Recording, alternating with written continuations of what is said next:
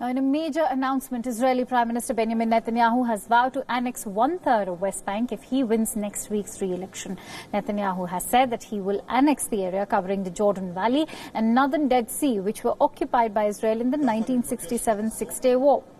The Israeli Prime Minister added that he would wait for US President Donald Trump to present his Israeli-Palestine peace deal before finalizing his plans.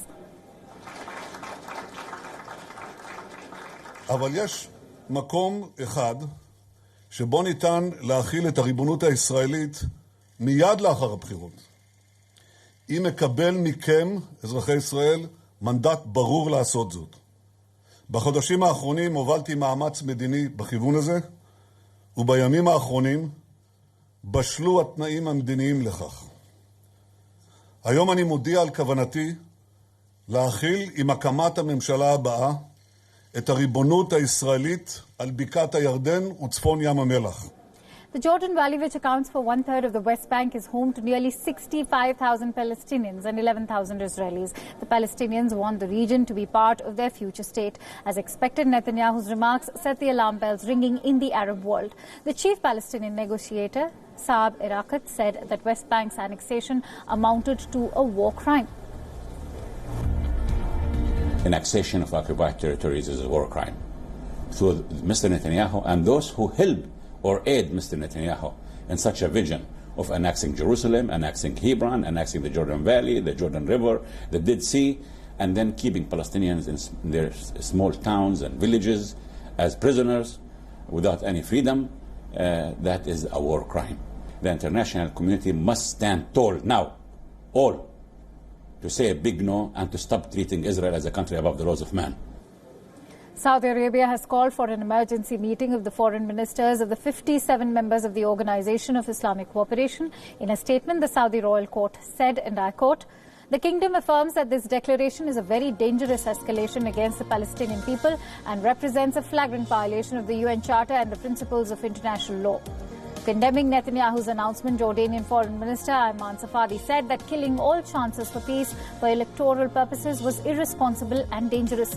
The United Nations also denounced Netanyahu's plans as unilateral action that would not help in the peace process.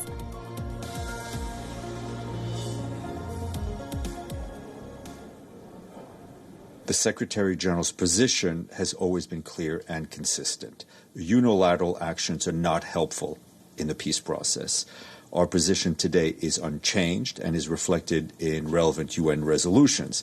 Any Israeli decision to impose its laws, jurisdiction, and administration in the occupied West Bank is without any international legal effect.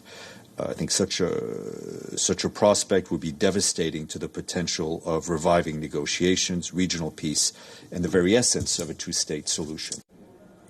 Shortly after his announcement, Netanyahu was taken off stage after 2 rockets fired from Gaza interrupted his campaign rally.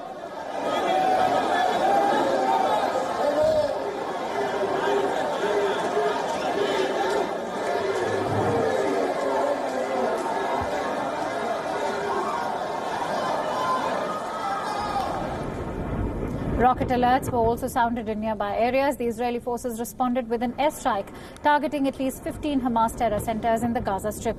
Netanyahu's announcement also generated a series of reactions at home. His main rival in the 17th September elections and former Israel Army Chief Benny Gantz said that Netanyahu only made hollow promises. But Gantz added that he will make sure that the annexation becomes a reality. Now, Netanyahu is facing a contested election. Remember, the polls come after Netanyahu failed to form a coalition after the previous election. In fact, the embattled Prime Minister is also embroiled in at least 3 corruption cases.